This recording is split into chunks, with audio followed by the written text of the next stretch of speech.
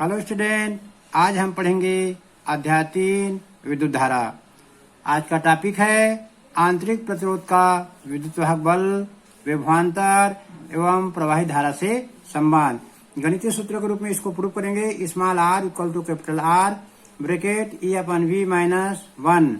Small r आंतरिक प्रतिरोध, capital R बाह्य परिपथ का प्रतिरोध, E सेल का विद्युत वाहक बल, V दोनों इलेक्ट्रोडों के बीच विभवांतर। इसको हमको सिद्ध करना है। तो चलिए सबसे पहले हम इनको थोड़ा सा जानकारी ले लें। आंतरिक प्रतिरोध, विद्युत वाहक बल, विभवांतर क्या है। वैसे इसके पहले वीडियो में मैंने आपको पढ़ा दिया है, फिर भी आज हम थोड़ा याद कर लेते हैं। जब किसी सेल में से होकर विद्युत धारा प्रवाहित होती है तो सेल में प्रयुक्त विद्युत अपघट्य उसके मार्ग में जो रुकावट डालता है उसे उस सेल का आंतरिक प्रतिरोध कहते हैं। सेल में जब से होकर धारा प्रवाहित होती है, सेल से होकर जब धारा प्रवाहित होती है तो सेल में जो विद्युत अपघट्य रहता है वो धारा के मार्ग में जो रुकावट डालता है उसको आंतरिक प्रतिरोध कहते हैं। सेल का आंतरिक प्रतिरोध, सेल तो हम सभी जानते हैं कि जो रासायनिक ऊर्जा को विद्युत ऊर्जा में बदलता है। अब आ जाते हैं हम विद्युत वाहक बल किसे कहते हैं। तो विद्युत वाहक बल जब सेल खुले परिपथ में होता है, जब सेल खुले परिपथ में होता है तो उसके दोनों इलेक्ट्रोडों के बीच अधिकतम विभवांतर को उस सेल का विद्युत वाहक बल कहते हैं। इसी प्रकार विभवांतर को भी हम जानते हैं जब सेल बंद परिपथ में होता है। विद्युत वाहक बल की परिभाषा कब है? जब सेल खुले परिपथ में है। विभवांतर की परिभाषा कब देते हैं? जब सेल बंद परिपथ में हो तो इलेक्ट्रोडों के बीच जो विभवांतर होता है उसे कहते हैं टर्मिनल विभवांतर, या हम विभवांतर भी कहते हैं। तो चलिए हम सबसे पहले इसका चित्र बना लेते हैं। चित्र बना लेते हैं फिर पढ़ेंगे। चित्र बनाना बहुत जरूरी है। ये हमने बना लिया यहाँ पर एक सेल। अब चूंकि सेल का आंतरिक प्रतिरोध होता है तो चित्र में हमने यहाँ दिखाने के लिए बना दिया, उसे बनाना नहीं चाहिए। और इस आंतरिक प्रतिरोध को, सेल के आंतरिक प्रतिरोध को हम R से दर्शाएंगे। ये सेल को E से लिखते हैं, ये स्मॉल r। और यहाँ पर बाह्य प्रतिरोध हम एक जोड़ देंगे, परिपथ में कोई उपकरण जोड़ देंगे जिसका बाह्य प्रतिरोध R। और एक यहाँ पर हम की जोड़ देंगे, बटन, स्विच बोलते हैं, स्विच बोर्ड। तो ये हम परिपथ को पूरा कर देते हैं। ये हमारा परिपथ हो गया पूरा। अब ये जो एक ही है, ये सेल और उसका आंतरिक प्रतिरोध एक ही चीज है। ये यहाँ दिखाया भले गया है, तो ऐसे इसको घेर देते हैं। ये हमने इसको घेर दिया। अब ये जब बटन को चालू करेंगे तो सेल से धारा बहेगी। तो विद्युत अपघट्य जो रहेगा सेल के अंदर, वो धारा प्रवाहित होगी, उसका विरोध करती है। तो हम लिखेंगे इसके बारे में, जो पढ़े हैं उसी को लिखेंगे। तो माना किसी सेल का विद्युत वाहक बल E और आंतरिक प्रतिरोध जो है, ये हमारा चित्र बन गया। ये R जो है कोई उपकरण है जिसका प्रतिरोध है R, कैपिटल R। ये उसका बटन है, बटन चालू करेंगे तो धारा बहेगी। ये सेल है, प्लस सिरा माइनस सिरा है, और ये उसका आंतरिक प्रतिरोध है। तो हम अब सेल का जो विद्युत वाहक बल E है और ये जो सेल के दोनों इलेक्ट्रोडों के बीच जो रहेगा उनका विभवांतर भी रहता है। तो चलिए लिखते हैं थोड़ा सा इसके बारे में जो हम पढ़े हैं, और इसी की सहायता से हम संबंध भी ज्ञात करेंगे। मान लो कि सेल का विद्युत वाहक बल E, आंतरिक प्रतिरोध स्मॉल r है, इसे बाह्य प्रतिरोध R के साथ जोड़ दिया गया है। तो विद्युत परिपथ का कुल प्रतिरोध हम चित्र में देखेंगे कि इसमें कुल कितने प्रकार के प्रतिरोध है। परिपथ का कुल प्रतिरोध हमको निकालना है।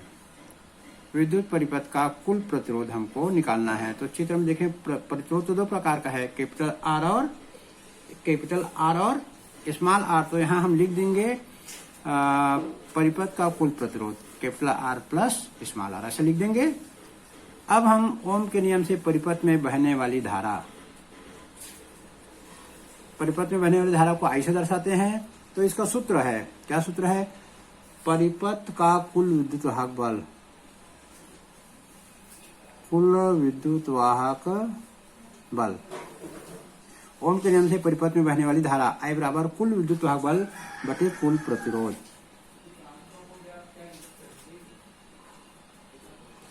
कुल विद्युत वाहक बल बटे कुल प्रतिरोध। तो हम लोग यहाँ देखते हैं कुल विद्युत वाहक बल हमने माना था E, कुल प्रतिरोध capital R plus small r, ये हो जाएगा हमारा समीकरण नंबर 1। अब लिखेंगे अब यदि सेल का टर्मिनल विभवांतर V, सेल का टर्मिनल विभवांतर V हो तो यह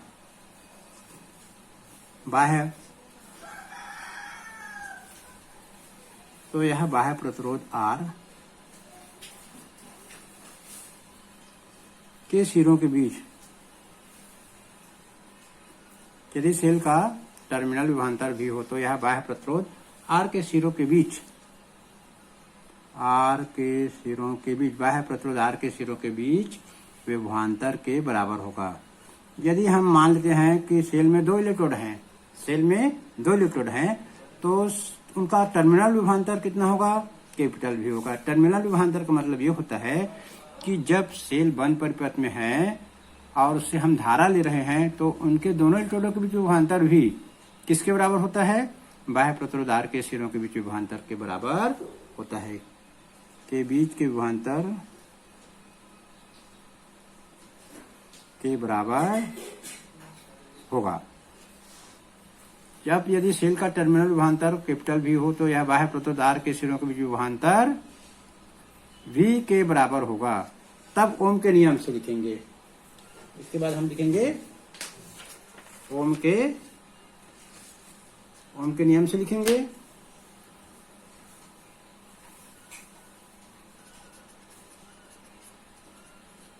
ओम के नियम से क्या सूत्र बराबर बनेगा? I बराबर V बटे R, ऐसा सूत्र बनेगा। टर्मिनल विभवांतर यदि हम V मानेंगे तो बहने वाली धारा, टर्मिनल विभवांतर मतलब दोनों इलेक्ट्रोडों के बीच बहने वाली धारा ओम के नियम से क्या हो जाएगा? I = V upon R। इसको हम दे देंगे समीकरण नंबर 2। ये देखिए अब हमारा आ गया समीकरण 1 भी आ गया और समीकरण 2। अब हम लिखेंगे समीकरण 1 और 2 से।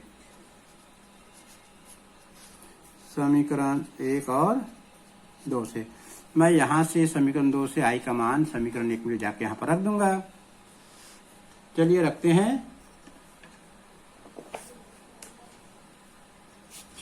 हैं यहां पर। तो यहां पर रख देंगे E बटे R प्लस R बराबर V बटे R। ये देखिए समीकरण 1 और समीकरण 2 दोनों में बाएं पक्ष बराबर है तो दाहिने पक्ष भी आपस में बराबर होंगे। तो मैंने दाहिने पक्ष को बराबर कर दिया। अब इसको हम अलग से हल करते जाएंगे। चलिए इसको हल करते जाएंगे। तो इसको मैं तिर्यक गुना कर दूंगा, R को E से और V को R प्लस R से। तो R प्लस R को मैं गुना कर दूंगा V से और E को गुना कर दूंगा R से। अब इसको अलग अलग गुना कर देते हैं। गुना नहीं करना है, ये V को नीचे ले आएंगे तब बनेगा। चलिए R plus R equal to E R बटे कैपिटल V। ये V को इधर नीचे ले आया। अब हमको स्मॉल r का मान निकालना है, आंतरिक प्रतिरोध का हम सूत्र ज्ञात करना है। तो इसको आगे बढ़ा देंगे एक लाइन। ये R को इधर ही रख देता हूं। तो ये क्या हो जाएगा? E R बटे V माइनस R। अब हम ये दोनों R दिख रहा है यहाँ पर, कॉमन निकालेंगे। तो क्या सूत्र बनेगा? यदि मैं R को कॉमन शुरू में निकाल दूं तो यहाँ क्या बचेगा? E बटे V। यहाँ क्या बचेगा? 1। ये देखिए हमारा सूत्र आ गया जो हमने शुरू में बोला था, समीकरण नंबर 3। ये जो है R आंतरिक प्रतिरोध, कैपिटल R बाह्य प्रतिरोध, E विद्युत वाहक बल, V विभवांतर -1, ये आ गया। यह सेल के आंतरिक प्रतिरोध के लिए व्यंजक है। यहां लिख देंगे यह सेल, यह सेल के आंतरिक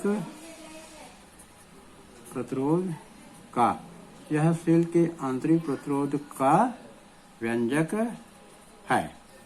ये हो गया समीकरण 3। अब एक बार फिर से हम दूसरा और समीकरण निकालते हैं। पुनः समीकरण 1 से लिखेंगे। पुनः समीकरण 1 से, समीकरण 1 हम देखेंगे। समीकरण 1 जो था I बराबर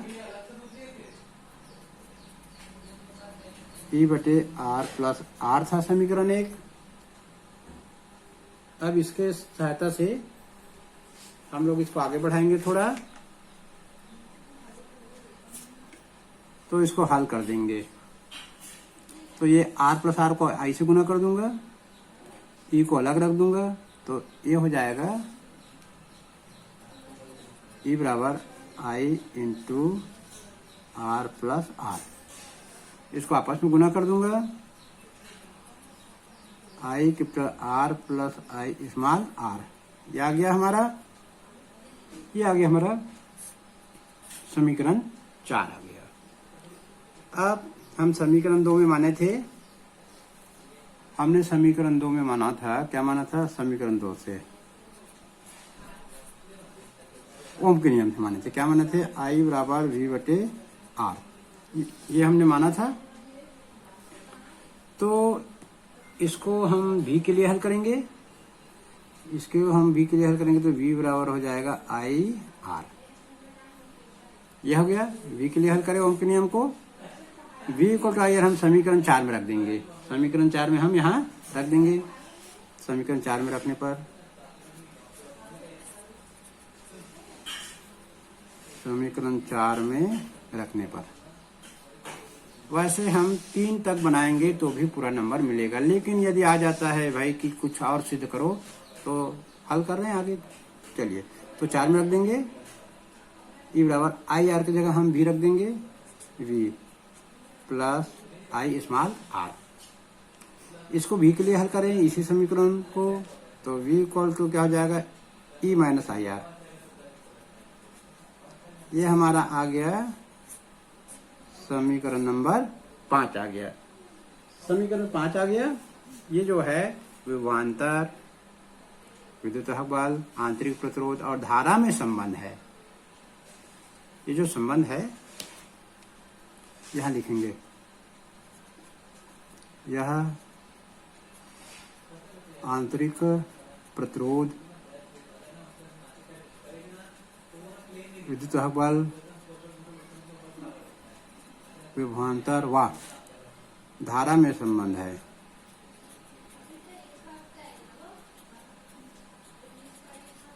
यह आंतरिक प्रतिरोध, विद्युत बल, विभवांतर व धारा में संबंध है। जबकि जो समीकरण 3 था, इसमें धारा का मान नहीं था। हालांकि यह सेल के आंतरिक प्रतिरोध का व्यंजक है, लेकिन इसमें धारा नहीं है। यदि कहता है आंतरिक प्रतिरोध, विद्युत बल, विभवांतर और धारा में संबंध स्थापित करो, तो इसको बनाना पड़ेगा। तो आज बस इतना ही। ये 3 नंबर में आता है, ज्यादा कठिन नहीं है। हमको थोड़ा सा सेल की बाह्य प्रतिरोध और आंतरिक प्रतिरोध के बारे में मालूम होना चाहिए। सेल की परिभाषा, विद्युत बल की परिभाषा, विभवांतर की परिभाषा मालूम होना चाहिए। फिर ये समीकरण अपने आप बन जाएगा। 1-2 बार प्रैक्टिस करने की जरूरत है, क्योंकि भौतिकी जो है वो प्रैक्टिस मांगता है। तो आज बस इतना ही। और आप मेरा चैनल के सभी 12वीं भौतिकी के वीडियो देखना चाहते हैं तो चैनल को सब्सक्राइब कर लीजिए। आपके सब्सक्रिप्शन बॉक्स यूट्यूब खोलेंगे तो मेरा पूरा वीडियो दिख जाएगा। यदि आप सब्सक्राइब किए रहेंगे तो सब्सक्राइब कर लीजिए। और हम पूरा 12वीं के भौतिकी का पूरा अध्याय का, हर एक टॉपिक का और जो महत्वपूर्ण बात है उनको बताते हुए वीडियो बना रहे हैं।